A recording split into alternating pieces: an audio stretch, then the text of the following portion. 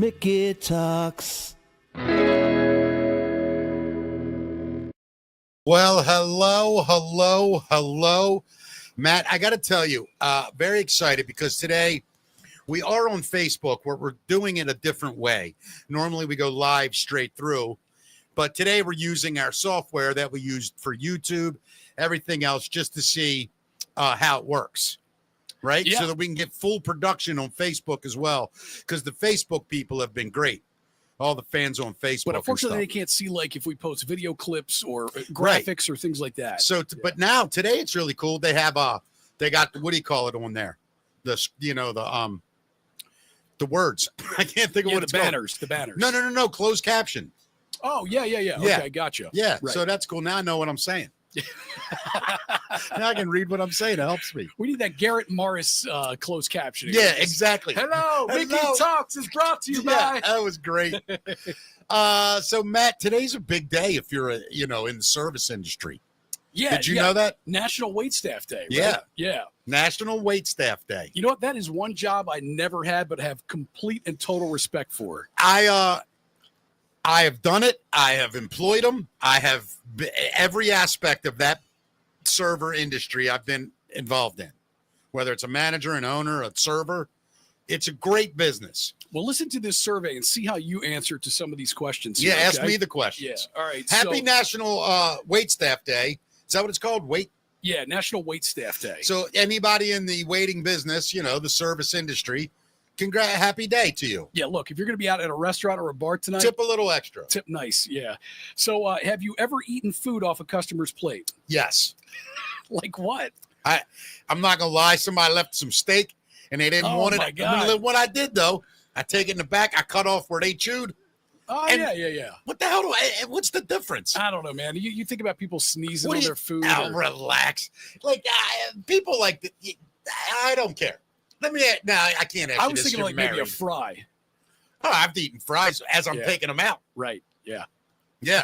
I know somebody very well, right? Very well that has no shame in their game. Right off the plate, taking it out, a piece of calamari. Off of a customer's plate? Oh, yeah. Oh, yeah. Even before it reaches the customer. Well, maybe an onion ring disappeared into the apron. It's got to be tempting, man. Dude, of course, all day long you're taking food to people. What's one onion ring? Well, you also, I feel like, don't you get sick of the smell, just the smell of your restaurant after a while? Maybe. It never really bothered me that much. But I don't mind it. I really don't. 32% of servers say they've done that before. How about, have you ever, I know the answer to this, I'm sure. Have you ever come into work sick or hungover? Oh my God, yeah. Yeah, that's 81%. Have you ever finished a customer's alcoholic beverage? I've never done that because I wasn't a big drinker. Yeah. But I've never drank after a customer. What did you see like bartenders and servers do though? I'm not gonna lie. Like I think it's different because you can use a different fork to eat. Right. But you got to drink out of the same glass or shot glass. Yeah. That one I think might be where the difference lies. Only 6% said yes, they've finished a customer's alcoholic beverage. Have you ever given someone free food or free drink because you thought they were cute? Say it again. Have you ever hooked somebody up with free food or drink because you thought they were cute? Oh, hell yeah. What are you kidding me?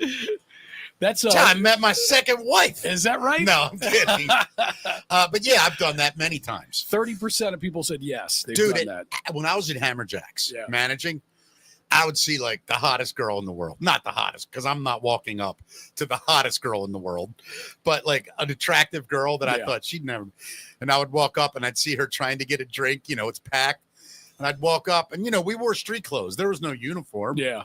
So I'd walk up and I would just go, trying to get a drink. And she'd be like, yeah, my God, it takes forever. I go, what do you want? And they'll be, whatever. Miller Lite. I go, okay, hold on. And I'd just weasel right up to the bar. As soon as I'd see the bartender, I'd just raise my hand. They'd come right to me, obviously, right? And I'll just go, 2 Miller Lights, please. And she'd give them to me, and I'd turn around, and I'd hand one to the girl. And then I would say, cheers. And she would go, how did you do that? And I would just go, I'm just got it like that or whatever. And then, like, I met so many girls that way. I'm sure. Right? And then later in the night, they'd see me do something else, and they'd come up and they'd go, "Hey, you work here or something?" And I'd go, "Something like that." Yeah. You should have gone, give it to your boyfriend. Yeah, give it. Well, I'll tell you the funniest thing I ever did. Yeah. One time, there were two girls standing there. And Matt, when I say smoking hot, Jesus, like, I mean, any man, any woman would have looked at these two girls, and not like crazy slutty. They were just beautiful, dressed really good. And I'm looking at them and I'm like, oh my God. And it's packed. And I'm like, I got to get them a drink, right? So they're both standing in line, like at the bar, it's 5 or 6 deep. And they both have, I'll never forget it. Do you remember Ice House beer? Yeah. Oh, yeah. They both had Ice House beers, right? So they're standing there. And as I'm walking and I get to the service bar by the stage, wasn't really a service bar, but kind of blocked off from the public. Yeah. You could get to the one side of that one bar. And I walk back there and I grab 2 Ice Houses. And as I'm walking back around, I kind of look to make sure they're still there. And there's these 2 6'5" huge guys with them. Right. So I'm like, oh my God. So they both have Ice House drinks too. Right. Yeah. So I go back real quick. I grab 2 more, right? And I come walking out with 4 Ice House beers. And as I walk up, they're kind of looking at me, and I go, "Here you go, guys." And one dude's like, "I've been trying to get these for 10 minutes." And he goes, "Man, thanks so much. Why'd you do that?" I went, "Well, I'm not going to lie. I saw the 2 girls first. I told them the whole story, right?" So they started laughing. Come to find out, both of these guys had been drafted by the Washington Redskins. Wow. I never got their names. Yeah. But, dude, they were 6'5", Yeah. 260, just studs. I Yeah. mean, and the women were so gorgeous. And the one dude was like, "Man, that's really cool of you." And I'm like, "Nah, it's not. I was trying to hit on your girl, dude." And they were laughing so I'm hard. not going to about kill you now, it. little white man. Exactly. One was white, one was black. Yeah. And the black guy was laughing so hard. He's like, "I appreciate your game, man." And we were at that point, we were probably the same age, early 20s, Yeah. 22, 23. And that was hilarious. Like, I saw those 2 guys and I'm like, shit. That is funny. Yeah. So 30% of people said they have hooked people up because they were cute. Yeah. Have you ever snuck off into the bathroom just to get a break? Next question. 88% said Yeah. yes to that, by the way. And have you ever retaliated against a rude customer? I told a customer, get the out. Yeah. Get the Well, up. you were the manager, so that was probably your I was the job, owner. right? Yeah. The owner and the manager. As a manager, yes. Yeah. Well, even as a doorman, like working the front doors, Yeah. some nights, like somebody doesn't show up, or so you're there IDing people. I'll tell you right now, women are when you're dealing with drunk people, which is a lot, especially towards the end of the night when checks come up and people start, my friend when all that shit happens, women, I will take 10 pissed off guys over 2 pissed off women. Really? Oh my God, because the women are fearless. I think men always have in the back of their mind, like, this guy might punch me in the face. Yeah, I could get punched in the face. I don't think women have that. Right.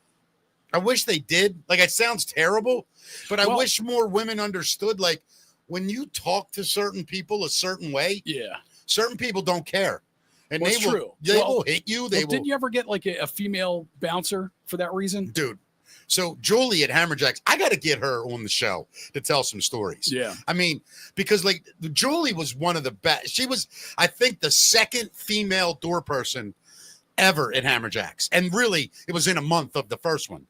But Julie was great because Julie could tell when a girl was just beyond any, like, you couldn't, and you can as a man just go, "Look, woman, get the out and grab her and throw her out the door like you can a guy." Of course. Not that I'm going to do that anyway at my size, but like, you just look at the doorman and go, "Get rid of him." And they just grab him and throw him out. Yeah. Women, You got to be gently restrain them. Julie would walk up Yeah. right to him. She'd go, "You got 3 seconds, or I'm going to grab you by your hair and throw you through that door." And other girls would be like, "You're not going to," right through the door. Right? It was hilarious. But I Yeah. mean, after 12 minutes of saying, "Ma'am, your check's $24. Yeah. Pay it." Well, my friend didn't get the whipped cream on it. "Ma'am, $24. Pay it." After 12 minutes of that, you just look at somebody and go, "Okay, I don't know what to do." I don't know what to do anymore. You know, I think women are probably more apt to punch and kick a guy on the way out than they would a female bouncer that grabs him and tries to take him outside. Do you agree with that?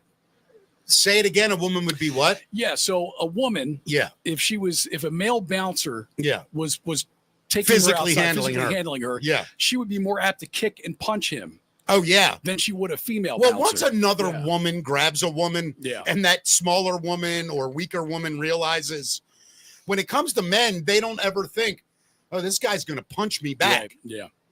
You know, I saw Julie throw guys out too, though. Like, she was no joke. Yeah. I wouldn't have fought Julie for real. Like in the back alley, there would have been a fight. Yeah. Yeah. I mean, for real. And she was in great shape. Shredded, you know. I mean, especially with the ladies training MMA now. I also have a really good understanding of people that know how to fight. Yeah. They don't act like assholes. No, not it usually. never gets to that point. They want to avoid it normally. Well, anybody that can really fight, they give that person 10 seconds.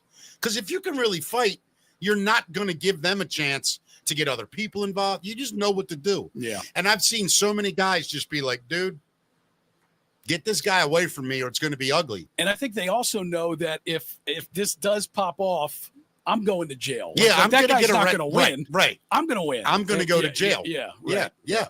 And it's very true. Yeah, I've been in an argument with a guy before and looked in his eyes, and I knew right away, I'm dead if I don't de-escalate this right now. We could talk to John Rallo about that. Who is look at John? He's tomorrow.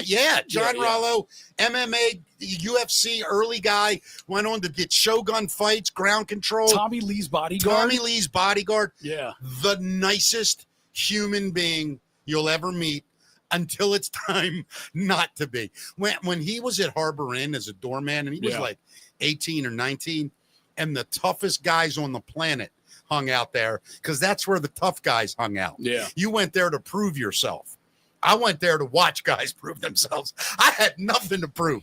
The only thing I had to prove, I was the smallest guy there. Yeah, man. I mean, John is a mountain and he's a black belt in jiu-jitsu. And he's just so freaking strong, fast, athletic, everything that those guys are great at. And a super intelligent, smart guy. Amazing man. It all, you know? Some of the toughest dudes I ever met were quiet, very smart. Yeah. I mean, that's when you get to that level of ass kickery, you don't get there by being an idiot. You know what I'm saying? Yeah, of and course. The psychology behind fighting. I mean, he was one of the first guys trained by the Gracies. Yeah. On the East Coast. I believe he trained under Henzo. I think it was Henzo in New York. Yeah, which was like a legend. I mean, and he was the first, I think, I'll have to double check with John. He may have been the first non-Gracie black belt ever given. He wasn't. It wasn't him? No. There were the Dirty Dozen out in California. Okay. Were the first guys. But, but John was very early on. Right? He was a black belt. Okay. Oh, yeah. Very you know a lot about that shit. Yeah. I mean, I know one thing. Had John not got injured, I think he would have been a world-class guy. I mean, I think he would have been way up there, you know, but he was early. He was in the infancy of the UFC. And he was instrumental in bringing mixed martial arts to Maryland. If it wasn't for him, Shogun fights, all the ones at the arena, Maryland Live, that is all John Rallo. I remember the 2 or 3 years when he would come on the show trying to get it legalized. Yeah. But in the state, I mean, John is a smart man and a very tough one. Agreed. and a great guy to call a friend. He's going to be here Thursday, tomorrow. Tomorrow. And then you know who else we have coming up? Next, we're off Monday for the holiday. Yeah. We're also off Friday. Listen, about that? Everybody, normally we're at Natalie's every Friday. I am taking off this Friday. My grandmother will be laid out this Friday evening from 4 to 9, and then the service is on Saturday. So we are not going to have a show Friday, but we will be back Monday. Back on Tuesday. I'm sorry, because we're going to enjoy the holiday as well. Yes. I'm going to miss you, Matt. I know, man. So we're going to have 4 days away. It's the longest we've been apart in months. That's the truth. Thursday night, tomorrow night after the show, I will be at the Barrel House for 3 guys walk into a bar. It's myself, a hypnotist, and a magician doing 3 different acts. Friday night, I think I'm good. Saturday, I'm at Reckless Shepherd Brewery in Columbia. And then Sunday at Twain's Tavern in Wow, you have some Pasadena. shows coming up. Yeah, hopefully some people will make it out. Yeah. Because I'm looking forward to it. And then when we're back on Tuesday, we have BJ Kerwin, who is a Baltimore drummer. Yes. Who is now the drummer for Candlebox. Not a bad gig, BJ. And we got to talk to him about. They just announced they're doing dates with the Who when they come to town, so we'll talk to him about that. How old's BJ? BJ, he's a little younger than us, isn't he? Yeah, he's for sure. He's in his 30s. Mm-hmm. Yeah, but been around this scene for a long time. Yeah, with other great musicians. Yeah, Jimmy Ha brought him up yesterday when he talked about the other guy. Yeah, Island Styles. Yeah. They share that guitar player, Candlebox and Jimmy's. Yeah, that's really cool. Yeah. And then we have Evan Woodard, who will be who's the magnet fisherman from Baltimore. We're gonna talk to him on Wednesday. So this dude goes out and he uses magnets and he pulls things off the bottom of the bay and the Do you ever watch rivers. these? I've never seen him. I've seen a guy do it off a bridge somewhere in the south, and I get sucked into all that, man. Me too. It's wild. Yeah. You know, somebody's going to pull up something one day. Well, they do. They pull up gold guns and, all kinds of crazy stuff. Yeah, it's pretty wild. I'm going to do it in Loch Raven one day. Nobody there. Just see what happens. Yeah. And then what could go wrong, right? Who do we have on Thursday? Yeah. We have a psychic coming in on Thursday, Amber Poole, who is a medical intuitive and a medium. Now, man, when you say medical intuitive, they can tell if shit's wrong with you in advance. I don't want to misrepresent her, but I think, I think she does some kind of scan and is able to tell you things about your health. That's pretty wild if you think about it. Yeah. You know what I mean? That's amazing to me. I'm looking forward to that. Yeah. I don't know how I feel about it, but I'm always interested in, and I'm open-minded that somebody might, of course. I'm the same way. Yeah. Yeah. Totally open-minded to it all. Yeah. I want to believe that there's an afterlife, and B, that we're going to see the people we love again, and be even greater to know that we are able to communicate with them in some way. Oh, gotcha. Yeah. Well, I think that people, I don't think anyone can talk to the dead. I don't. 'Cause I have to believe that they can. Because if they can, then they're supernatural, and that means we all should be able to do it. And if they can't tell us how to do it, it's... Well, I think she does workshops on that, on mediumship. Really? Yeah. I don't think she claims that this is like a superpower of hers. I think she claims that this is something people can learn. Yeah. I mean, we'll talk to her about it. Yeah, I mean, I'm certainly like, I'm not saying, oh, she's a fake, or it's not that. I think she's going to do a reading for us. Wow. And who knows? Maybe we'll be able to get somebody to call in or... Yeah, we'll see how it goes. And yeah. What's the date of that one? That is the 29th, Thursday the 29th. So it's not this Thursday, but next Thursday, a week from tomorrow. Sweet. Yeah. All right, I'm ready. Yeah, good stuff coming up. Yeah, man, glad. And the show just keeps doing better. You know, Matt, also, by the way, a show brought to us by Barnes Paving. The great people there at Barnes Paving, look them up, barnespaving.com, BARNES paving.com. Give them a call, 443-243-3710. Commercial, residential, driveways, milling, crack filling, anything you need. Barnes Paving is MHIC licensed and insured and accredited with the BBB. That's the Better Business Bureau. No job too big or too small. And when you call them, make sure you mention Mickey Talks and get 10% off. But Matt, the thing I wanted to say to you, I just flew out of my head when I was reading the Barnes Paving. We were, what were we just talking about? We were talking about mediums and talking to the dead and son of a bitch. Talking about her doing like a medical scan on us or reading. Yeah, it had something to do with another guest or a guest I wanted. I apologize. Yeah. One thing I do want to bring up though is that this is it. I know what it is. We talked about this before the show. You know, I started watching more and more podcasts as we started doing this, right?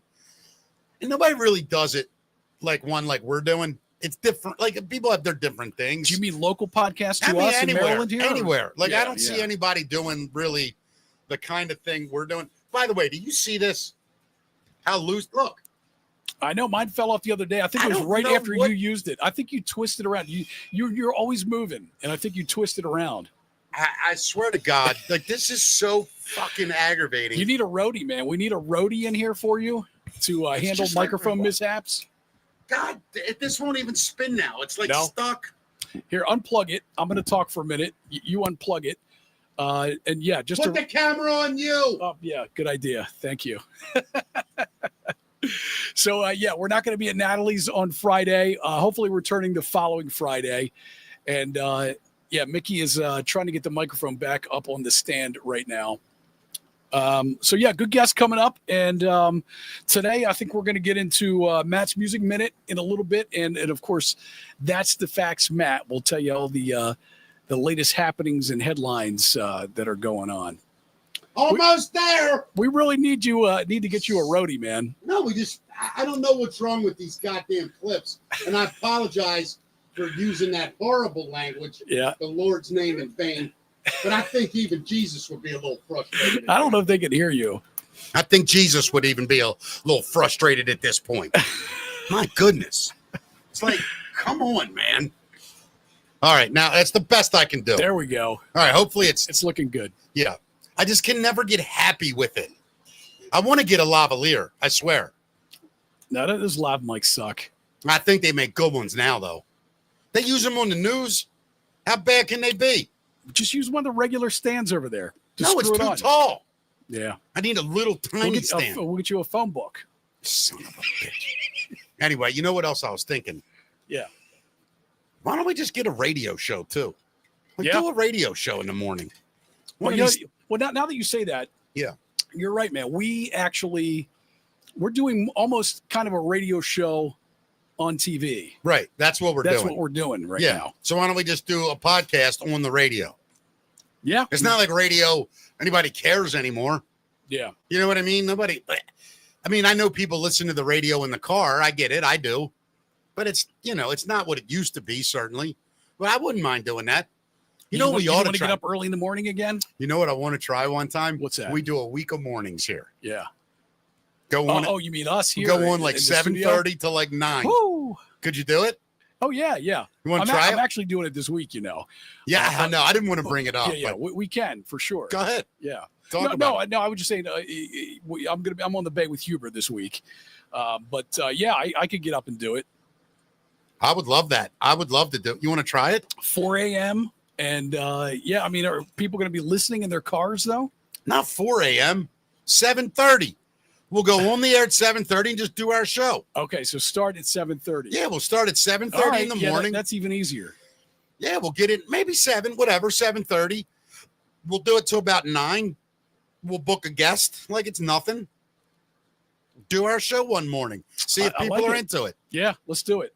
Hey, chat room, what do you think? Should we do a morning show? See what you do it, right? Yeah, when would you like to listen to us live? I mean, you can listen to us at any time through all the podcast platforms and through the YouTube channel, which, by the way, please like. Thank you for all the subscriptions because we're up to 700. We're over 700 now. Yeah, guys, listen. If you haven't subscribed and you're watching this to YouTube, please do. Also, if you use Rumble, subscribe there. If you use Spotify, look us up. Apple Podcasts, Amazon. Everything. We're on everything. Just click everything for us. But if you were going to listen to us live, would you rather listen to us in the afternoon or would you rather listen to us in the morning? If I have you know what? I like these hours that we do now. I do like it. But if I could start, I would do a morning show at like 7:30. Yeah. 7. I could do one at 7. If I could wake up at 6 a.m., not 4:30. But who's going to let you do that? They're going to make you get in there at 5:30. Fuck them. I'm not doing it. Here's the rules. I'll do a show from, let me tell you something. Any radio station right now that could get ratings anyway, they would take it. Radio is dying a miserable death, right? I mean, if you just read the trades and stuff. There's a good show in town, though. Huh? There's some good shows in town. Oh, there's good, really good shows here. Yeah. I'm not saying that. I'm saying as a medium. If you read the national trends on radio, I mean, nobody cares about music anymore on the radio. The only things that are working are the things that are working. Sports and personalities. And talk, yeah. And talk. That's it. Yeah. Who the hell cares about music anymore? You listen to music on your own phone. Talk and drive time, right? Yeah. Yeah. Yeah. That's when I want to do it. I put the phone number up on the window here so they can either call or text if they want to. I figured out why we don't get a lot of calls, by the way. Yeah. Most people watch us on their phone. That makes a lot of sense. So that's the weird part. Yeah. But I would love to get a lot of calls. You know what I mean? We could get a text number too. You know that? We have one. Well, that's true. Yeah, people can text us here. 443-626-7111. Yeah, text all you want. Here, I'll tell you what the last text we got was. Numbers on the screen. I think it was from Rocky. Yeah, Rocky. And it said, oh, God, I hate you. All right. It said, so glad to see Mike Moran and you reconnect. Glad to see him. That Rocky sent that. I didn't check it, but Rocky sent that when Mike was on. Yeah, if anybody wants to text us, 443-626-7111. Text us anything. Not naked pictures, though. Matt and I aren't that kind of men. So, ladies, keep to yourself. All right, I don't want all your naked pictures. You got a real problem with that, right? Yeah, I have a terrible problem. All these women sending me naked pictures, Matt. I don't know how I live with it. I feel devilish inside. You know what's funny? As you get older, man, like the things that used to like, you'd be like, oh, yeah, as a young guy. Now you're like, oh, God, I don't feel like dealing with this. Yeah. You find that? You find like the older you get, like certain things you're just like, I don't care. Yeah, I don't really care. absolutely. Yeah. I just don't care. I don't really care. I mean, I never really put too much into appearance, but I don't really care about appearance anymore. Do you? You know what's funny? It's not that I care about my appearance. I think I care about now. I went through serious depression for so long where I would go out in public. I'd look like I was homeless. I wouldn't shave for 6-7 days. Hair was all messed up, you know. So now I at least try to look presentable when I go out. Taking care of yourself is a mood booster too. But I am certainly not a vain guy. Right. Yeah. You know, you've seen me many times. And wait a minute, I just got a text that said, what if the woman's picture has a pierced nipple in it? That's a little too risque, I think, for this show, even, Matt. Yeah. To even read that text. No, I'm thanks. ashamed I read it. And whatever guy sent me that, shame on you. Hold on, we got another text. Let me see who this one's from. Give me a second, bud. I do like the text stuff, though. Let's see. Well, I don't want to read this one. But it says, you guys would destroy people in the morning. Wow. I do think there's a, you know. Would people listen in their cars, like on their phones? Is that how that would work then? Because we'd be streaming live to Facebook and YouTube. Yeah, they could listen in their cars. They can listen now in their car. Yeah.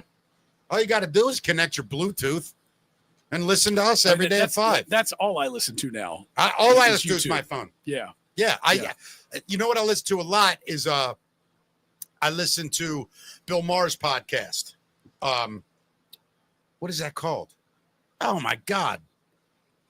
Oh, not Real Time. That's the name of his show. Club Random. Yeah, because he has great guests. Yeah. And he, like, the thing I love about Bill Maher, he'll talk to anybody about anything. And that's interesting to me. That's the kind of show people go, how can you have so-and-so on? What are you talking about? I'll talk to anybody. There are maybe 10 people on earth I wouldn't talk to just because I don't want any of their words to get out. But other than that, like, I would talk to anybody. Yeah, I mean, sometimes real people and real stories are more interesting than going through some polished interview with a celebrity even. Yeah. Yeah. By the way, the text about the nipple, yeah, that was from a woman, not a man. I just got corrected and I apologize. You know, man, it's funny. Like when I think about when we were doing radio, it was a different world. You know, you were out in the community all the time. I just feel like the stations were more neighborhoody kind of things. You knew the neighborhoods. Yeah, like on the streets. Yeah. And don't you feel like that's gone a little bit from radio? Yeah. You know, maybe some are out there doing it and I'm just missing it. But I do feel like, you know, I remember doing appearances all the time. I think a lot of it comes down to money, unfortunately. What do you mean? Like there isn't as much of it going around to have radio stations out on the streets as much as they did back in our day. Yeah, I think I think we're doing that a little bit with this podcast. I mean, we're out at Natalie's every Friday. Yeah, I mean, you know? if you're a personality in any way, you got to get out and see people. Yeah. If they're going to listen to you, you got to go thank them and see them and bring the show to them sometimes. Right. Otherwise, I just think you're a lazy slob. You're taking it for granted, and you become entitled. That's true. What do you think about doing a live podcast every now and then? We have access to a great space that we could do that. You mean here? Yeah. I just don't know if enough people would show up. We should make it maybe like our VIPs can do that with us. You mean like you set it all up in there and have what, 30, 40 people in there? 30, 40, 400, Yeah, I mean, but that's the thing. How do you get 400 to show up at 5 o'clock on a weekday to watch us talking to a microphone? Right. Our Patreon listeners, When do we get Patreon and how do we get it? We could do Patreon. What's the extra content they get? Stand-up material? Maybe. Yeah, it could be that. Some extra interviews. I'll do nude pics. Extra shows. I'll do nude pics. Yeah. I know you won't. You're a married man. I'll do them if anybody wants them. I can't imagine who would pay for Mix OnlyFans. I have an idea for the show to raise money, by the way. Yeah. I do the show naked and people pay me to get dressed. We We could make 10,000. Yeah. We could make 10 grand 2 minutes in. Just get dressed, you fat slob. I think that'd be a hell of a marketing tool. Yeah, I might go broke. I'll be the one paying you. Please, Mick. It's funny, Matt. Like shows like this, when we don't have guests, I find them to be very relaxing, more fun. Yeah. But I also think like I do love an audience and I do love that stuff. We are going to figure out a way to do some of this live and really make, especially over the summer where we can get out easily. Maybe we do more at Natalie's or another place, We'll do some bonuses for people. We'll get them some entertainment while they come out for our podcast too. Yeah, of course. Yeah. Yeah. We'll put together whole things. Contests. We'll have some fun, play some games. Yep. Yeah. Speaking of Natalie's, let's get right into Matt's Music Minute, brought to us by Natalie's Seafood Kitchen. The fine people at Natalie's, Lou, Zach, Natalie, just great people. And I want to tell you this weekend, here's what's coming up. Friday night, again, we will not be there this week only because of my grandma. So I want to thank them for being very understanding. They are the best people. Tonight up there, I believe it is Scott and Stephanie. And if you have not, it's Scott Spivey, who's done our show. Oh, yeah. And Stephanie Bowen, who's one of the best singers I've ever seen in my life. You got to come up one Wednesday, Matt. You know what I mean? They're there every Wednesday. Yeah. And it's a great time. Friday night, Fire Kite. They're great as well. You've seen them? Yeah, I've seen Fire Kite. I've had them on Noise in the Basement a bunch of times. Really great band. Oh, sweet. Yeah. And then Deep Space 90s is playing. And then Benny Clough will be opening that show. Cool. So congratulations and thank you to Natalie's Seafood Kitchen in Falston. Incredible food, by the way. Have you eaten yet? Oh my God, amazing food! Yeah, everything I've had there has been delicious. So they got this tuna.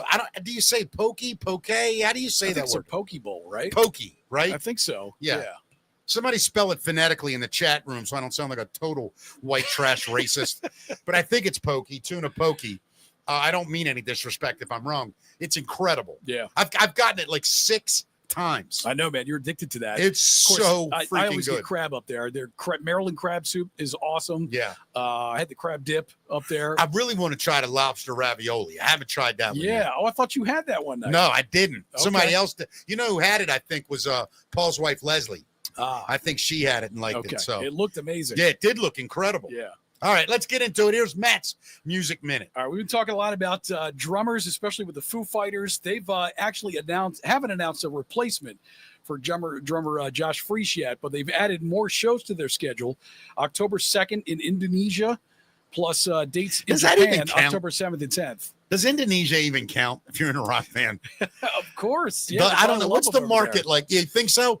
I bet the whole country comes out to see them, man. Yeah, I think you're right. It's one of those 300,000. It's probably an event, man. Yeah. No, I'm with you. I get what you're saying. And Dave's wife, I'm guessing, is probably saying you can only play Asia now. Right. Yeah. Don't even try it. Don't even try it, you piece of crap. Yeah. So while they haven't That's so funny. announced their replacement, I'll say this: Shane Hawkins, the son of late Foo Fighters drummer Taylor Hawkins, who's been, a bunch of people have said maybe it's going to be him. He's going to drum for his dad's cover band, Chevy Metal, on a summer tour that starts. Chevy Yeah, Metal. Yeah, isn't that great?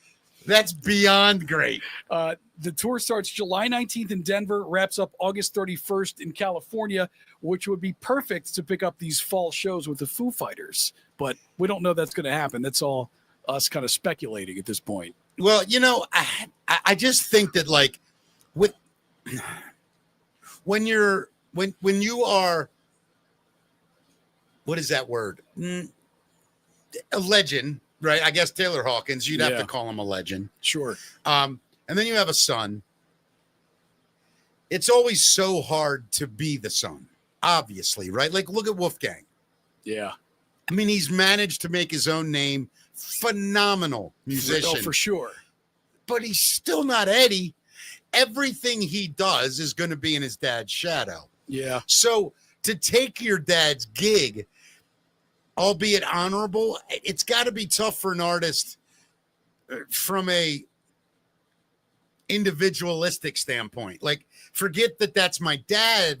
Just as a man, I'm playing drums in a band that my dad is it would be tough, I think. Don't you think it would be? But out of all the rock stars' kids, he's probably doing the best because you've got Slash's son, who's playing some big shows. Yeah. Look at Bob Dylan's son. Yeah. What was his name? And his daughter. His daughter's out there singing too. What's his son's name? That one headlight. Jacob Dylan. Jacob. Yeah. I mean, phenomenal. They did great. That was totally the different than his dad. Wallflowers. Great band. Yep. But that's Bob Dylan's son. Yeah, but you know what? You could not even care about Bob Dylan and love the Wallflowers, though, right? Totally agree with you. Yeah. And I think that's what it takes sometimes. I mean, when you think back, you got, Julian Lennon, who had a couple great songs, man. That's true, yeah. None of the McCartneys really got, did anything. Yeah. But then you got things like Dweezil Zappa. You have, really, none of the Zeppelin guys, none of the Stones guys' kids, none of the Who. The Beatles, you got Julian Lennon. Well, and Sean. And Zach. Well, Starkey. Zach Starkey. Zach Starkey. He was drumming with the Who for up until that's true. The other day. Yeah. You imagine the Who throws you out because you're not famous enough and your dad was in the Beatles. Yeah, that's a bummer, man. Yeah. Listen, I've often thought about, like, if I had to follow in my father's footsteps on something, would I do it? I think the only way I could ever do it, it's really two ways where I would literally be like, I'm never going to try to be better than my father, or I'm going to be so much better that there is no comparison. Or just different, right? That's what I mean. Your own thing. You just do it different. Yeah. So to like jump into your dad's band, I think that's got to be tough for that kid at this point in his life. Yeah, but I guess a couple million a year. Teenager and being asked to play for Van Halen. I mean, yeah, I'm with you. Yeah, right. I mean, but if anyone deserves it, it's him. It's his dad, of course. So and he grew up around all of that. So You imagine you're sitting in the living room when Eddie Van Halen's writing? No, I mean, the arguably one of the best guitar players who's ever lived. Ever. To me, he is. Yeah. And I respect guys who disagree with me, but for me, it gets to a point with music where it's literally just a personal preference. And I understand the Jeff Beck arguments. I understand the Hendrix. I understand the Stevie Ray Vaughns, the Yngwies, all of it. And there's millions of guys. I'm certainly forgetting. A signature sound. But Eddie Van Halen, I don't think anyone influenced more guitar players than Eddie Van Halen. Influential, maybe Hendrix, maybe. But I still think Eddie, he birthed an entire... Eddie's got guitar patents. I think he owns like 3 guitar patents. Yeah. Nah, wild guy. Yeah, for sure. And Wolfie's done amazing. He has. Yeah. And he's a great guy, too. He really is a nice guy. Well, keeping with drummers here, GNR is experiencing some growing pains with their new drummer. At a recent Guns N' Roses concert in Mumbai, Axl Rose got upset when the band's new drummer, Brian Tichy, played the wrong song during the show. So Axl stops the show, walks off stage and refused to continue until the set list was fixed. Fans were confused as the band took a short break. Axl Rose is a dick. I'm so sick of his pompous bullshit. Yeah, he's a baby, man. He is a fucking grown-ass child. Like, I love him. It's one of the greatest rock bands that ever lived. Yeah. But him and his bipolar bullshit, I'm bipolar too, motherfucker. Like, enough. Like, Yeah, I'm a spaz. He got it wrong. I refuse to play. Well, listen fuck off. to what happened too. He Brian Tichy, who he just replaced this other guy, Frank Furr, apologized to the crowd, saying he misread the set list. He actually came out and got on. You know mic. what? I'd have went right and punched Axl right in his fat ass, overweight face. You piece of crap. God, I'm so sick of that. Yeah, I'm so sick of that attitude. Like, who does he think? You're a singer. I mean, listen, when you get chosen as a drummer for a band like Guns N' Roses, you better have your ducks in a row. I get it. But stuff happens, right? Of course it does. And when it does, you got to be a pro. You Right. just keep going. You not walk off stage like a little Yeah. baby Yeah. because it's probably his backing vocals weren't on the right click. So now he can't perform because he's not really singing. I wonder. Of course it is. And Screw him. him. And the teleprompter is Everything's not on the right not. song? Yeah, because Axl can't Ah. perform because it's not Axl. It's Axl with Interesting. 10 different pieces of equipment helping him so he can sell 70,000 seats. That's a fascinating thought. And then you see guys get up there and they just do it. They just do it. I'll go see Mike Ness from Social Distortion over Axl Rose 100 times a year. And guess what? Guns N' Roses has more hits. I know more. Well, I do know a lot of Social Distortion. But the point is, I'm watching Mike Ness. If his guitar goes out, his guitar goes out. That's part of the live show. He's not throwing a temper tantrum. And, Yeah. Hey, Axl, you're a has-been that's still doing it. Like, what are you, 60-something? They are packing stadiums. So they're Stones. Unbelievable. The Stones are 80. Off of one real album. Yeah, So, off of one album. isn't that incredible, though? Isn't that incredible? Use Your Illusion was a great album. Use Your Illusion was all the stuff that they didn't put on Appetite. Agreed. You know that? Agreed. I do know that. Yeah.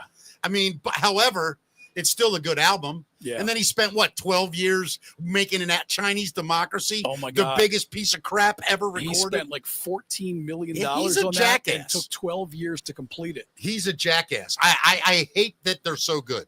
Yeah. Because I love Guns N' Roses. Same. I mean, some of those songs are just iconic. They're incredible. But Axl is, as a person, just a dick. Just a dick. I mean, he went through that whole period where he would get there late, and then the concert would be delayed by like 2 hours. Oh, he's a jackass. Can you imagine waiting 2 hours extra No. to see the headliner come on? You remember what that time I almost beat Chad Kroger up because he missed the barbecue. I do remember. Have we ever told that story on this show? I've told it so many times. Was it on the show when we talked about it last? I don't think we did it on the show. I think we talked about it off air. And for those, I'm going to paraphrase it. Nickelback came to Baltimore to play a show, and they were supposed to do a barbecue before their show with 98 listeners. And it was 103 degrees, and Nickelback never showed up. They played the concert, but never showed up and had people sitting out there for hours.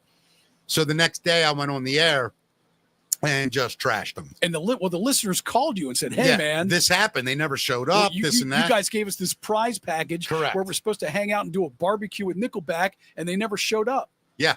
And so I went on the air and I was like, Chad Kroger's an asshole. He's a dick.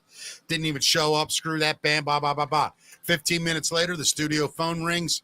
It's him. He's at the gate. He's at the gate. They were still in town. I didn't know. I thought they were going. Yeah. So he comes in the studio. Now, for those of you who don't know, I'm a 5'3", relatively small man. Chad Kroger's about 6'4". Yeah. 215, 220. Super tall guy. Canadian, former goon hockey player. For real. Like, can fight. Yeah. He walks in the studio. He goes, "Which one of you assholes had all this to say?" And I went, I'm laughing me. you let him in. That's hysterical. I didn't care. Yeah. And I go, "Me." And he looked right at me. And he was like, "What the, And I'm like, "Dude, screw you. I didn't back down." And then he's like, "I will beat you." I go, "We can go outside right now." And then at that point, his brother's like, "Whoa, guys, come on." I think this was all a joke, wasn't it? He looked at me. I'm like, Kind of like I'm just calling you guys a dick because you left our listeners. Yeah. You know, if it was you, you'd be doing the same thing I'm doing. And he goes, and this is all off air. And he's like, all right, cool. I go, make it right, bro, and it'll be fine. He's like, how do I make it right? I go, get on the air and do it. He goes, you'll let me do that? I go, hold on. I stopped the song. I said, all right, we're back. We're live. It's Chad Kroger. And people couldn't believe it. And what did you say to him? You were like, I'm not, you were bad mouthing his music, and you were like, and he started to make it up, and you were like, you know what? I like your music a little bit better now. Yeah, no. I said when he first walked in, I was like, dude, look, you got the wrong guy. I'm not some super fan. I don't even think you guys are that good. Yeah. Like, I think you're a dick for not showing up. And I just stood my ground. And then when we got back on the air, he was like, look, you know, we tour a lot. And I do know they're like great with their fans. Yeah. Like I do know that. So as he goes, you know, we pride ourselves. We stick around after shows. We talk to people. So to hear a guy say this, it really hurt me. I'm like, I understand, but 98 people were really hurt in 104-degree weather. And they didn't know, right? No. And how is that even possible? Why, you know, somebody dropped the ball big time. Yeah, probably a label guy that set it up with the station, just didn't follow through with the band management. And when he explained it, I literally went like this. I was like, you know, I'm starting to like your songs a little more. And he started laughing. And by the end of it, he looked me dead in the face. He goes, nah, you got to tell the truth. And I said, what's that? He goes, you were scared out of your mind when I said, let's go outside. And I said, yes, I was, but I would have gone. And he went, and this is cool. He went, I saw that in your eyes, man. He goes, you would have got your ass kicked, but you were willing to go. And I said, I've had my ass kicked many times. Imagine what a story that would have been had you gotten your butt kicked by Chad Nickelback. From Nickelback. Yeah. I could have never shown my face again. But he would have killed me, no doubt about it.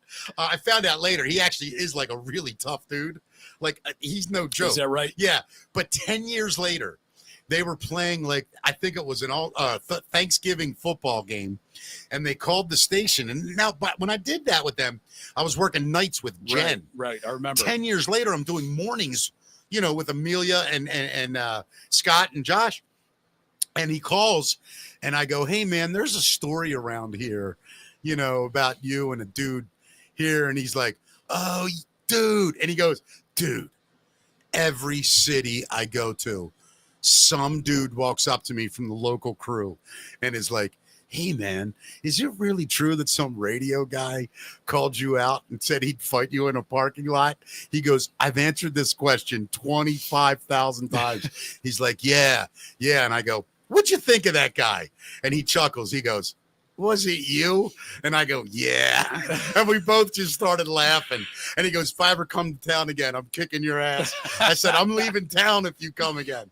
But it ended up being really cool. Yeah. And but yeah, that was a fun moment. That's funny, man. I've had some funny rock star moments. Like I forget who the rock star was. We had an interview set up, and apparently he called right on time, but did something really rude. Like he was like, "Hello," and we're like, "Hey," and he goes, "Hey guys, give me a minute. I'm sorry. I hold on."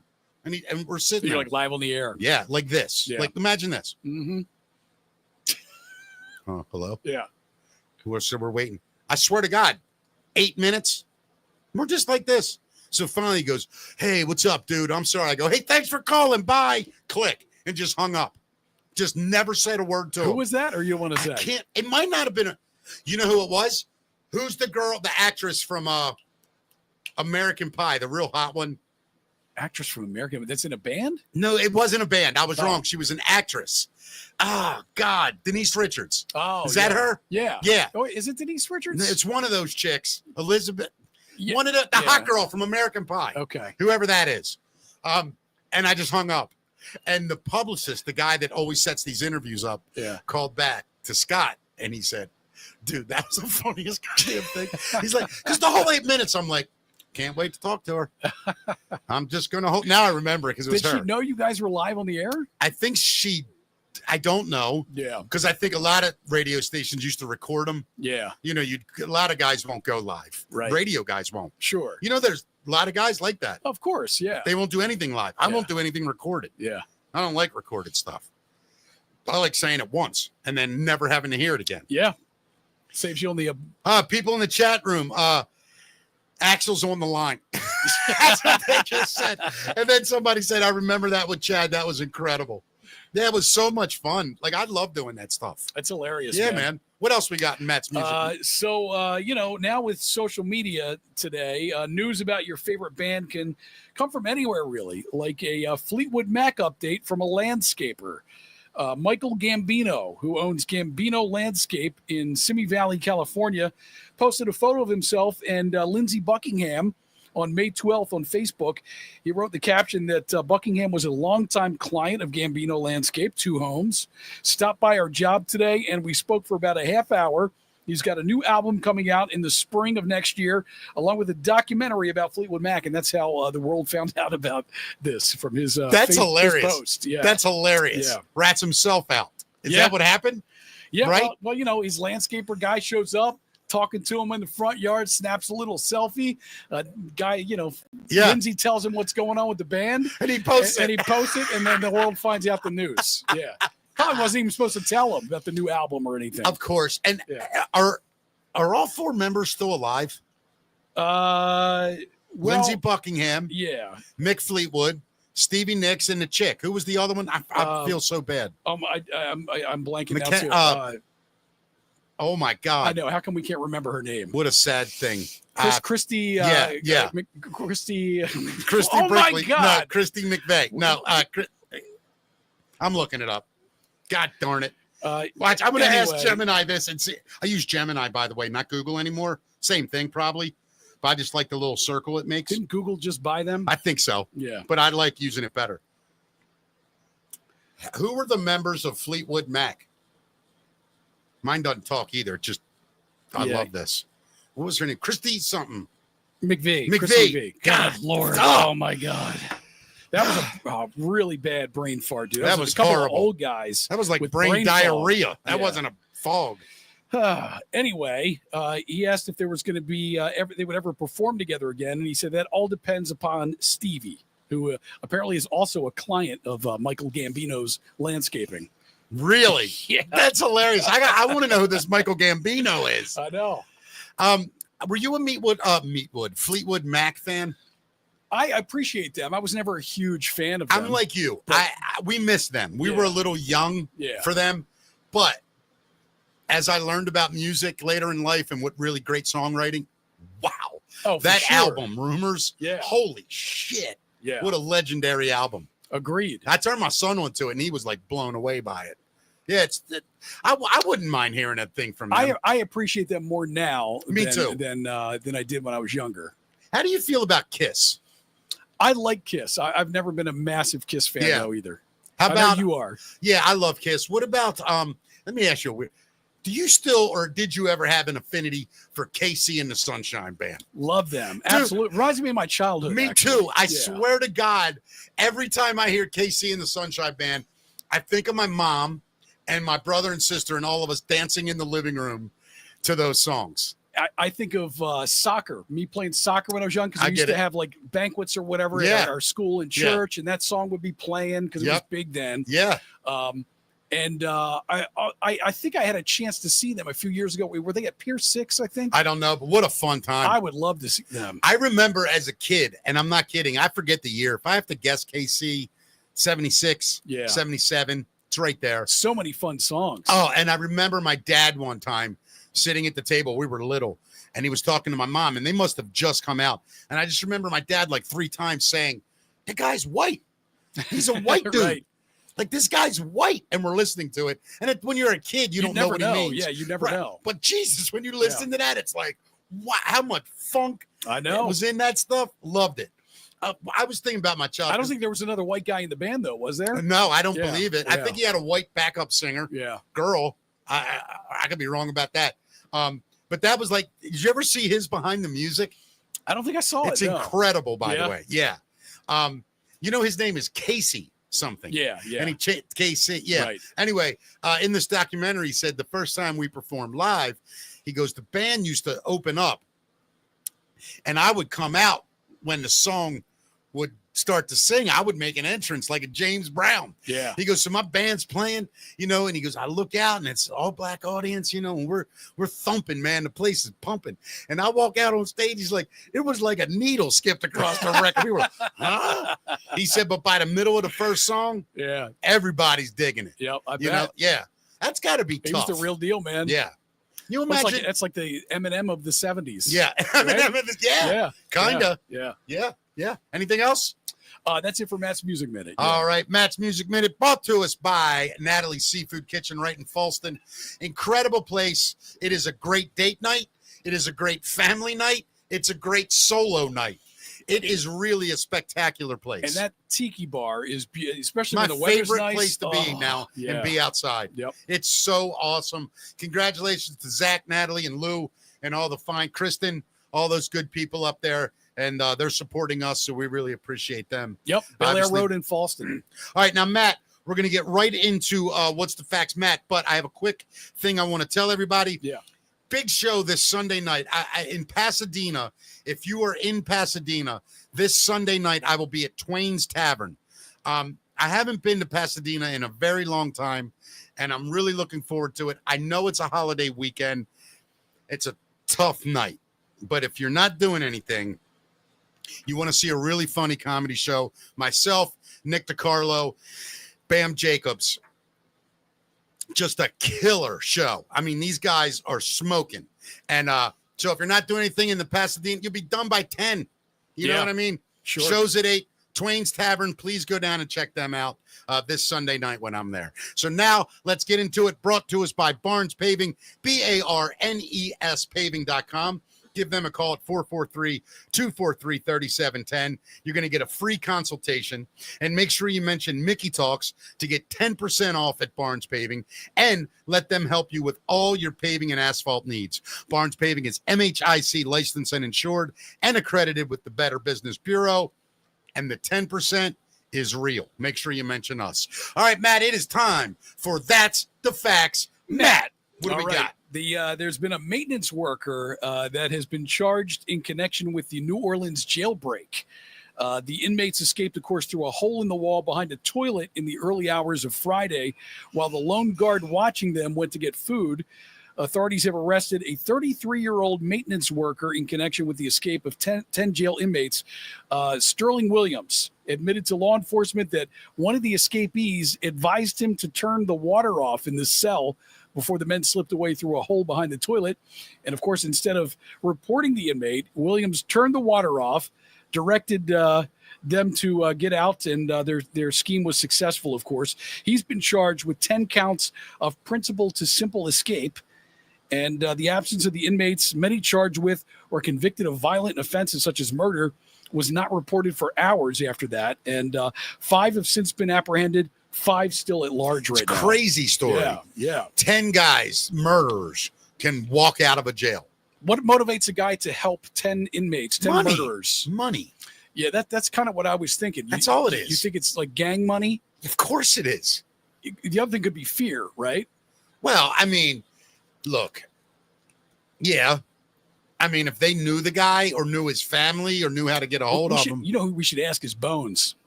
Yeah. Yeah, we should be able to give us the scoop on that. Yeah, you're probably right. He would know that kind of stuff. Yeah. You know, I love Bones. I just get scared when I talk to him because I never know what he's going to say. I think he's a great guy. Oh, he's the best, dude. I'm kidding. Here's what's crazy. Think about how many resources it would take just to apprehend one guy that got out of jail. Now they got to get 10.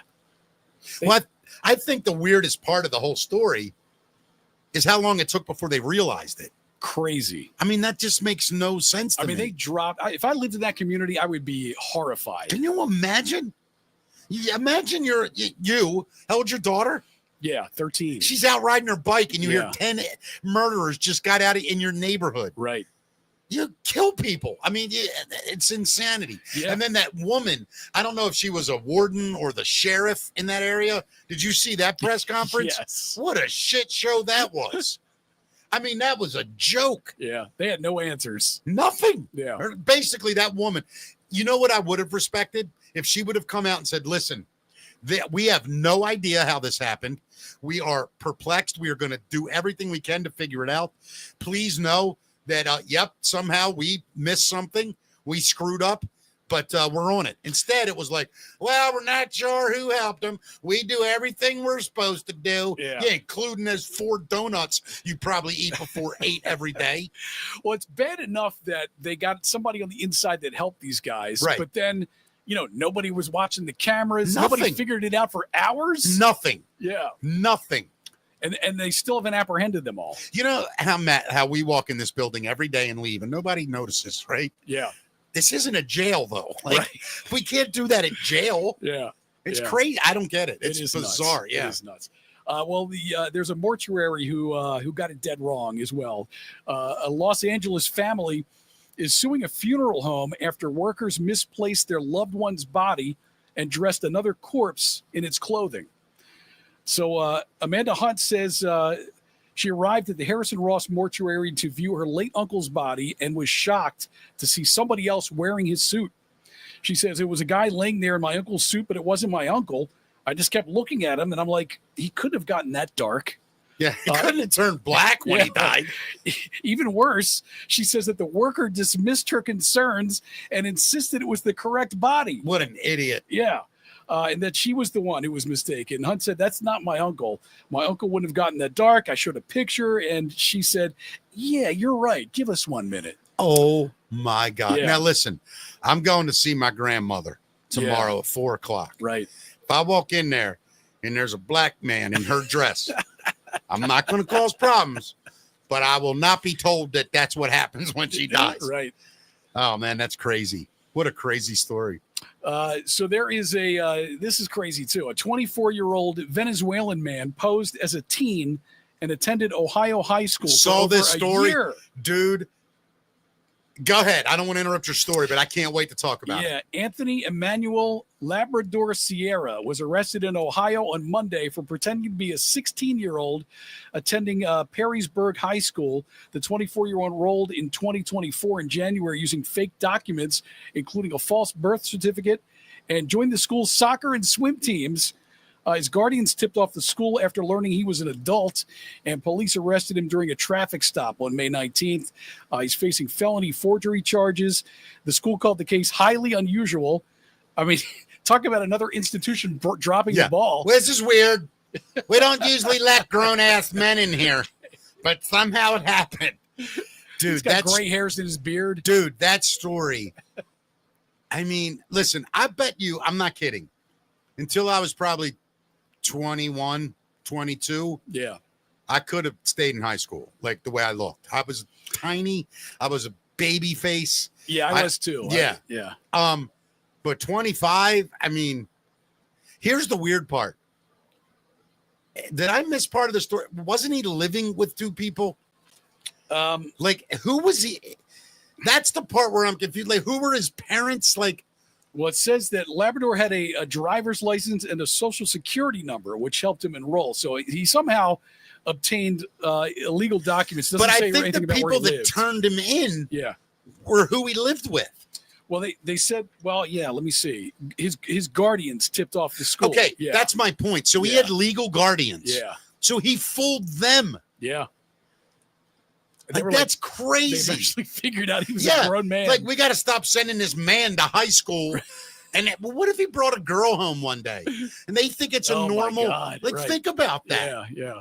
I mean, that's creepy. It's weird. That's super creepy.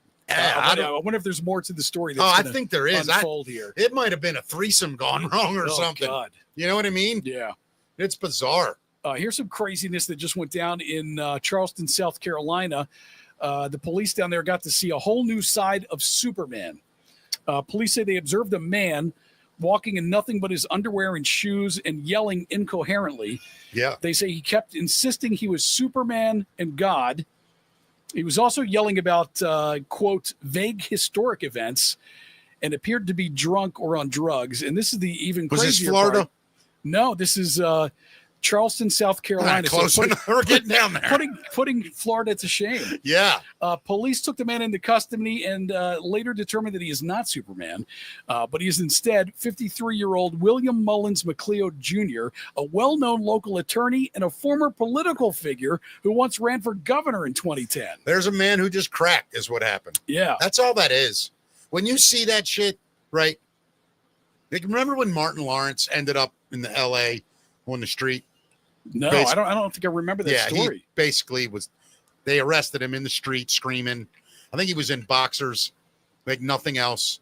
Just snapped. I mean, you drink, you do drugs, and then you have all this pressure on top of you. And I think people finally just snap. They're like, I can't deal with it anymore.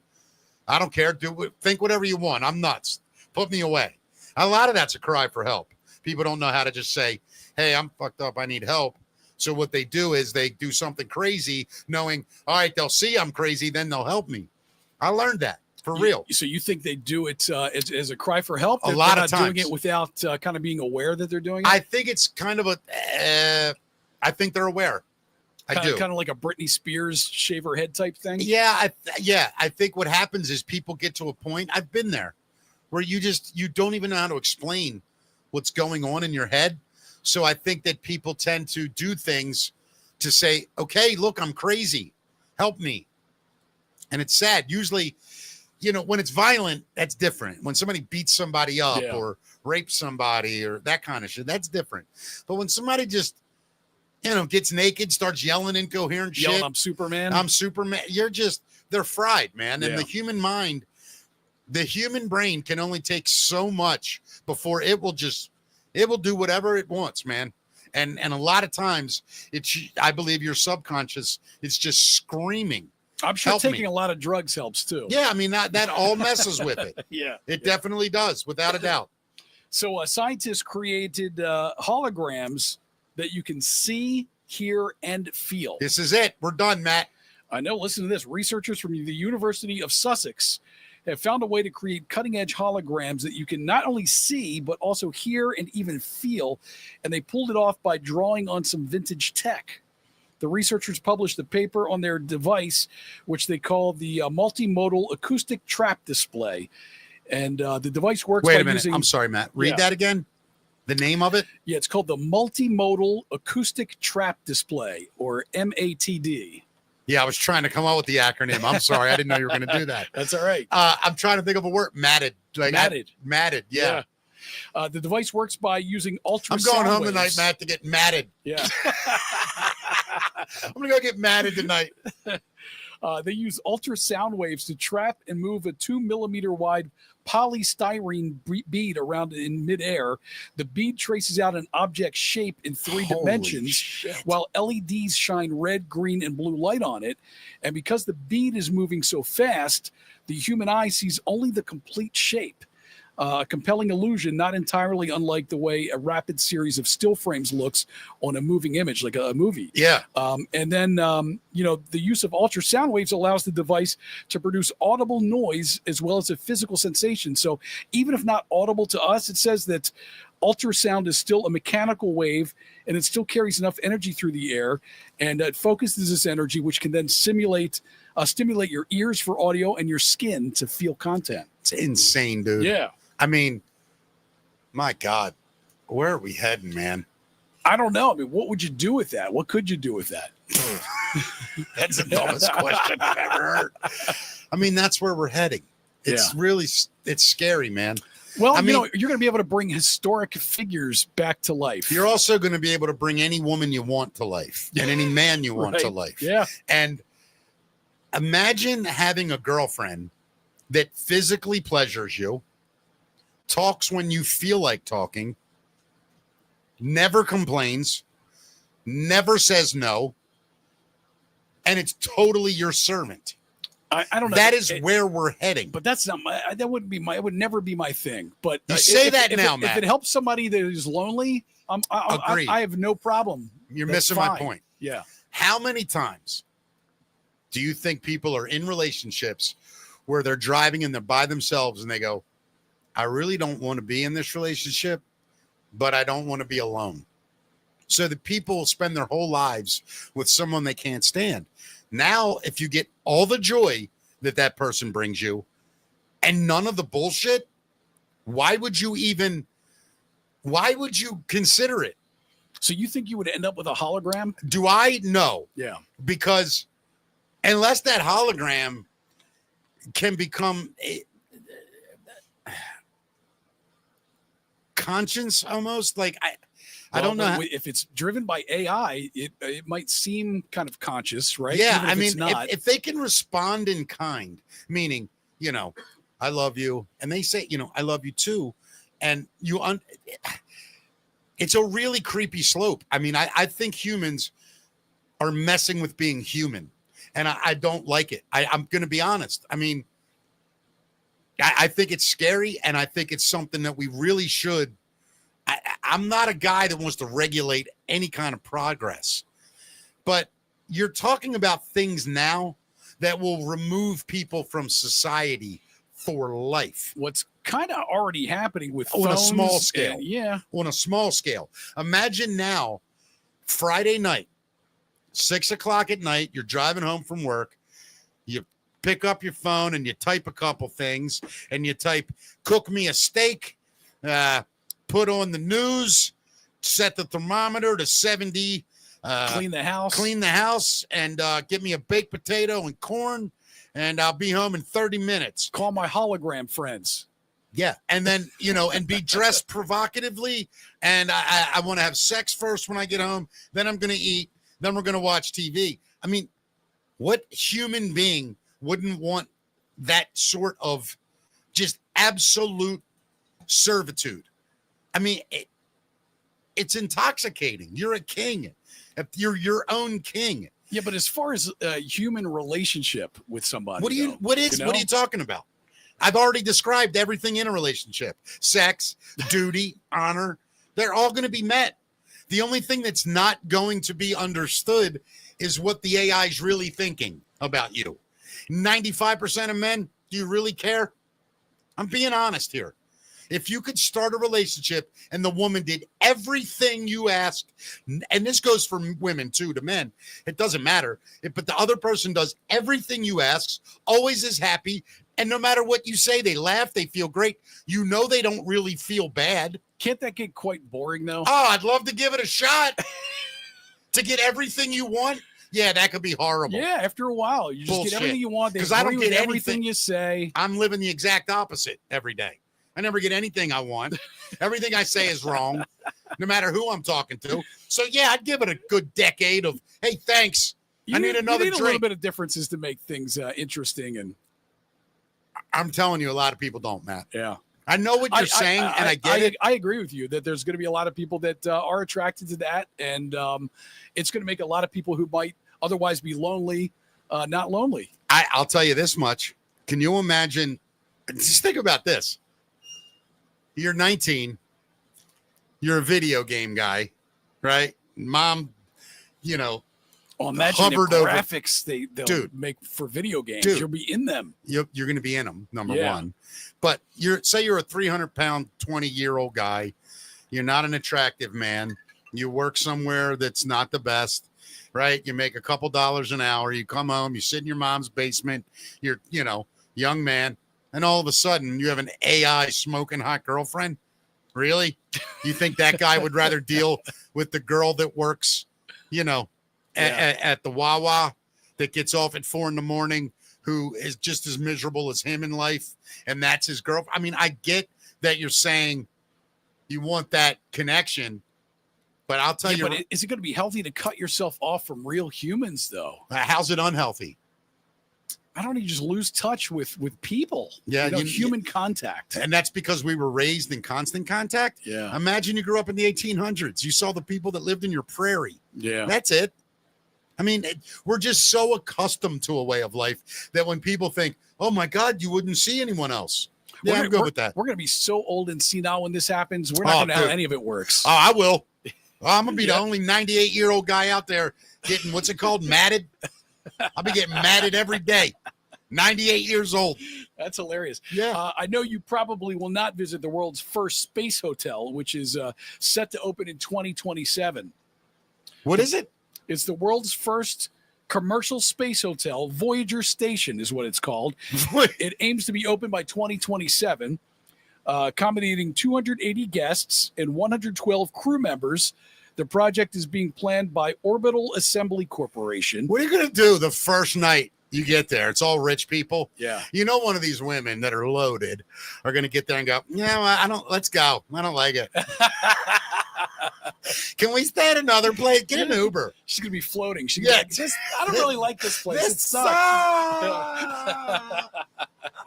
The good news is a place like that, though, you can just open the front door and just kind of push You open your hotel window. Weren't you here with somebody, sir? I was. Yeah. That would be great. A hotel, you can just push your partner and they just float away. Nothing bad happens to them. They don't fall out of the window and die. You just get rid of them. It's like, there you go. Goodbye. See ya. You can wave for like 4 days. Just wave to them. Would you do that? Go to a hotel in space? In a heartbeat. Listen God, to this not place me. here. No. Construction of the 50,000 square meter Voyager facility will start in 2026. Is it a Trump tower? That's what I want to know. Yeah. Is it a Trump outer space tower? Well, to me, the construction timeline sounds unrealistic. It's starting in 2026, the construction, and they're going to be ready to have guests in 2027. I mean, it's got to be easier to build in space, right? There's no resistance. There's no. I saw a picture of what it's supposed to be. It's like a giant wheel with spokes and a big thing in the center, and it spins for artificial gravity. Listen to this, Mick. Listen to this place. Just so you know, I'm totally uninterested, but I'm going to I don't mean uninterested. I would just never do it, but I do want to hear about it. Okay, yeah. So it starts 2027 is when they're hoping to have it up and running, is what they're saying. 50,000 square meter Voyager facility will start in 2026, and it aims to welcome its first passengers in 2027. The hotel will feature luxury villas, restaurants, a cinema, spa, and gym. And of course, they're saying high ticket prices are expected initially, though advances in space travel could lower costs over time. You imagine the view out the window and just experiencing weightlessness. Yeah, I mean, I know what you're saying. I do. I find it to be. I don't know. I've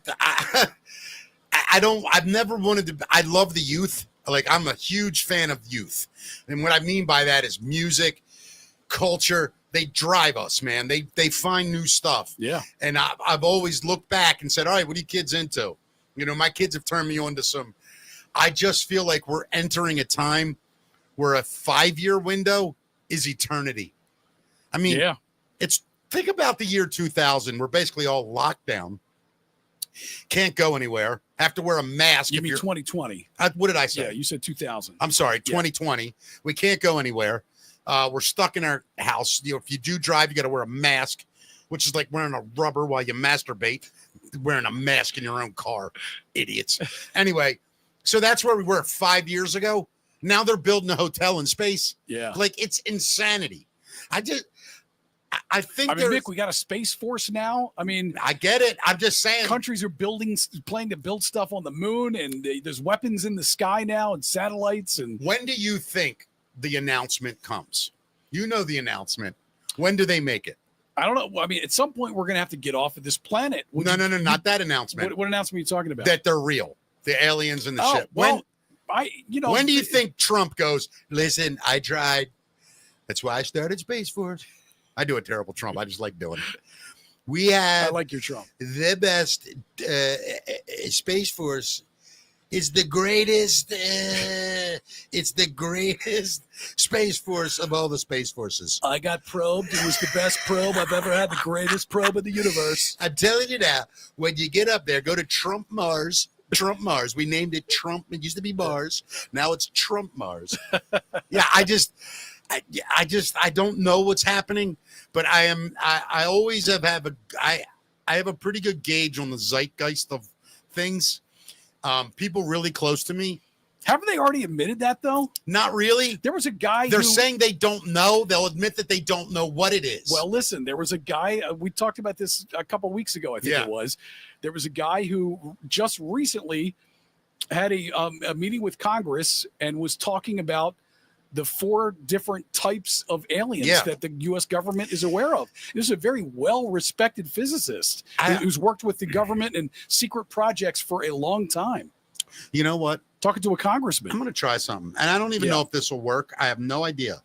But a friend of mine told me that these AI models actually read stuff. I don't know if it's true or not.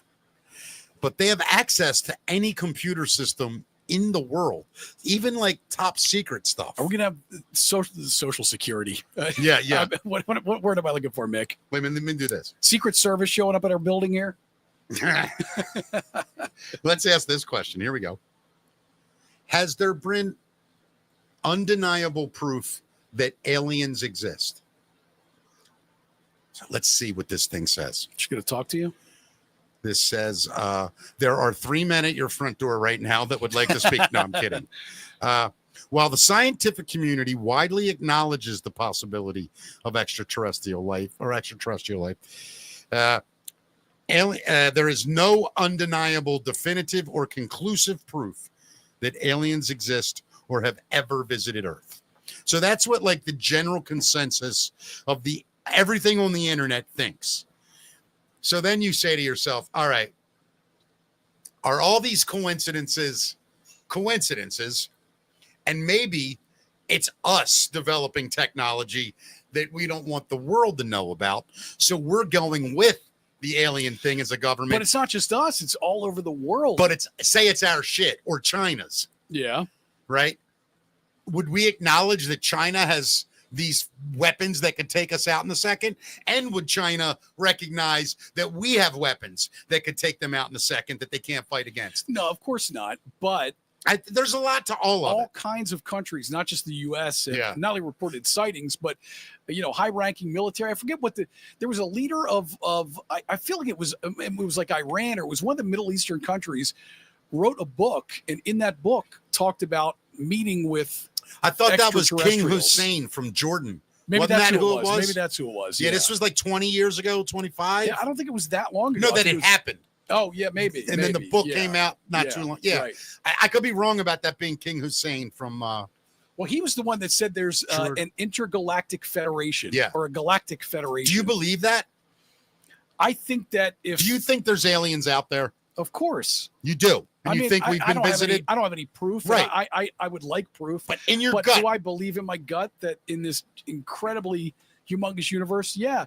And not that question. I believe that too. Yeah. Have they been here? I think they have. I do too. Yeah. I do. I believe it, but I can't prove it. And that's what sucks about the whole thing. Do you think the government, if it is real, is setting us up right now to just accept it? I think that's what this is. You know that, right? The slow reveal. You've heard about the slow reveal, right? I guess, but they've already admitted it. The next step would be us seeing one of these beings or their technology. Well, I believe this. Let me say a couple things. All right. When COVID happened, I said to people close to me, and they will back me up if I have to prove it. Yeah. I said at the end of this, whatever this bullshit sickness is that everybody's doing, the world's going to be totally different. You're going to see massive problems in every country with civil unrest. Because during COVID, people started having time on their hands, and they started reading and watching things that just goes by the normal person day to day. And everybody started podcasts and people started talking about this stuff. So I said, you're going to see a very fast, rapid sort of information coming our way that they have been holding back. The Doge thing, I think I said it on somebody's podcast around, I would say 4 years ago. I said, don't be surprised if somebody doesn't come in there and start raiding the checkbook and we find out that all this money has just been getting wasted. Here's my next prediction, and I'm really serious. Before 2027, there will be an alien encounter. I believe it's going to be in outer space, but I think something will happen. What do you mean an encounter? I think that the world will see one. And I think that it will unite the planet and tear it apart all at the same time. And I think that after that, we're going to be living in a totally different world, bro. Well, the leader of the country, whoever that was that wrote that book from Earth, I'm talking about, who claimed that there was a galactic federation. I think he also claimed that the Earth, we, the people on Earth, aren't as developed as we need to be part of that, is what he was saying. I believe that. And that they were waiting for us, I guess, to catch up, because most of these races have been around for 2 billion years. Yeah. Which is the technology they have and the understanding of the universe and science is way above what we are now. We're just apes down here now. Well, do you think, like, when you think about, we got to wrap up, buddy, but when you think about all this, does it scare you? I don't know. I'm kind of excited, man. I'm excited. I'm ready to meet the I'm ready to meet the aliens. Let me ask you another question. Yeah. If aliens are out there, does God go away for you? My feeling about God is it's almost the same as the aliens. So I am open to whatever is out there. I'm open to evidence of something. Now, here's another question. Yeah. Let's say somebody traveled 10 light years and they got here in a way that we don't know how, and they managed to figure it out. When they show up, shouldn't we just shut up and listen? Well, of course. They're clearly smarter than us, right? Yeah. Do we have that ability? We better, because somebody with that kind of technology could drastically. And they're not going to waste a lot of time. Yeah. You know what I'm saying? Yeah. Imagine you go. That's a bad example, but it's not. Forget America. Early in human history, you civilize. You realize how to get water to run. You start exploring the world. You find people living in complete poverty. They don't know how to agriculture, and you show up and you go, hey, listen, we're not here to hurt you. We're here to help you. And you try to help them and they sabotage it. How long are you going to put up with that? Yeah.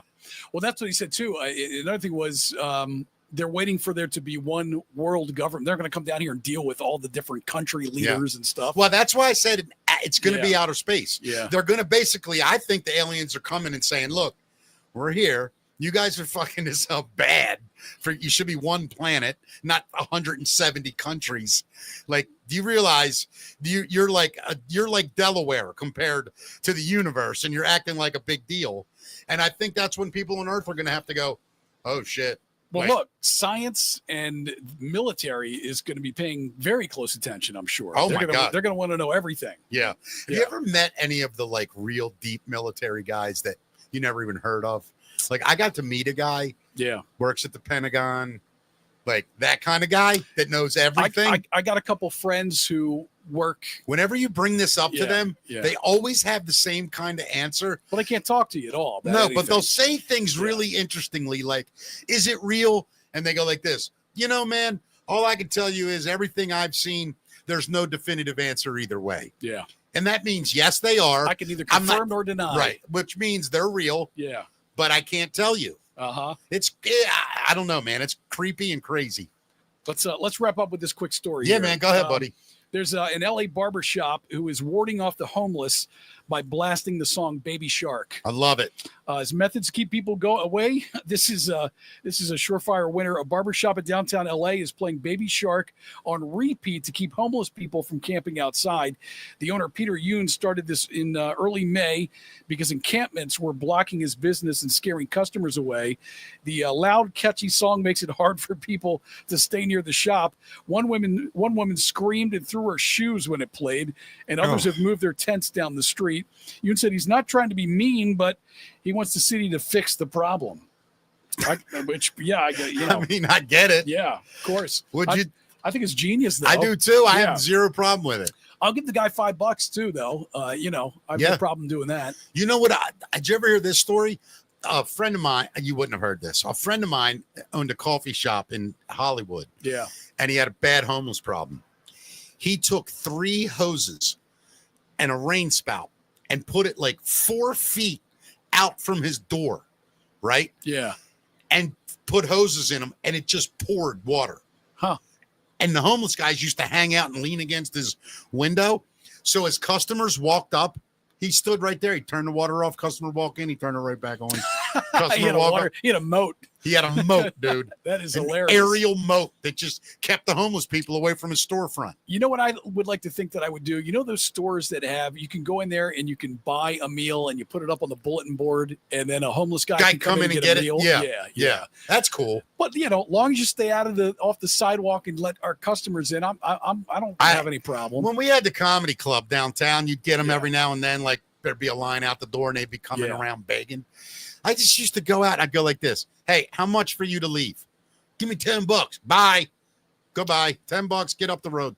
It's the easiest way to handle them. You know, the coolest thing when I was doing Noise in the Basement at Fletcher's downtown, it would be like 2:00 in the morning. The club would be closing, and there'd be homeless guys hanging around, and they used to give them jobs. They would be like, "Hey, I'll pay you to take the trash out or clean this up. Of course, and I'll pay you," and treat them really well. Gave them some food. Yep. You know. Yeah, totally. Yeah. I mean, Hammerjacks didn't really have any homeless guys down there just because it's a bad neighborhood, but you would get some ne'er-do-wells, so to speak. Yeah. You can buy them off in a second. Yeah. They just start hanging around. Here's $20. Go watch the end of that parking lot. You get another 20 at the end of the night. And a lot of those guys end up security for like the ladies that would leave late at night. Yep. I know they would look I'll out walk for into them. your car, man. Yeah, tons of them. They're just trying to make a buck. Yep. That 99% of the time, homeless people want to get high, get drunk, and eat. Here's some money. Yep. Exactly. Have fun, brother. Yep. I have no problem with it. Me neither. No. I'd give the church $20. Yeah. I can give a homeless guy $20. Right. Right now, I'd like somebody to give me $20. Can you put our Venmo up on the screen? I will. I'll put that. Do we have it? Yeah. Can we do that on Facebook now too? Yeah, it'll be up there. Wait a minute. Did you take it down? Hold on. I never would have taken it down. Oh, here it is. Yeah, let's see if it goes up on screen. There it is. Yeah, this will take we're a couple minute delay here. That's where you can help us buy us a new microphone. Yeah, you can help us buy stuff for the studio we need. Yeah, it's Mickey's Venmo, which is Michael. Oh, there it is. Yeah. Yeah, and pretty soon the show Venmo will get out of my name and be in the shows. Yeah, that's coming soon. Yeah. We're going to have a bank account, Mick. It's getting there. We're so close. It's hilarious. But a lot of good stuff going on. Matt, great show today. Tomorrow on the show, John Rollo, MMA guy, does all the Shogun fights. That is his company. Tommy Lee's former bodyguard. Tommy Lee's former bodyguard was a black belt from the Gracie family, right? Yeah, yeah. Hoist and all those Renzo. I don't know many. Enzo. I'm sorry. Yeah. A legend here in town. We're going to be talking to him. A lot of great guests coming up. Don't forget, Thursday night, tomorrow night, I will be in Falston Barrel House for Three Guys Walk Into a Bar. Friday, I forget. Saturday, I'll be at the Reckless Shepherd Brewery in Columbia. And then Sunday night, Twain's Tavern. Please, Twain's Tavern, Pasadena, Maryland. Come on out. Matt, tell everybody what they need to do for us. Well, we're not going to be on Facebook forever. So eventually we're going to be strictly streaming to YouTube. So please start watching us there. Not only subscribe, but start watching us there instead of Facebook. It's youtube.com/@MickeyTalksPod. And just subscribe, watch the videos there, and make that the place where you watch the show now. Yeah, what the hell's wrong with you people? No, I'm kidding. For those of you staying loyal to Facebook, I love you guys. I'm trying to figure. Today we didn't do it. We did it through StreamYard, so it's not going to have as many views at first. People catch up. Yeah. But we're trying to figure it all out. Thank you, Matt. Thank you. Yep. Everybody, I will see you guys tomorrow. It is such a pleasure to entertain you every day, and it is an honor. Thank you. We will see you guys tomorrow, 5 p.m. with John Rollo. Take care, everybody.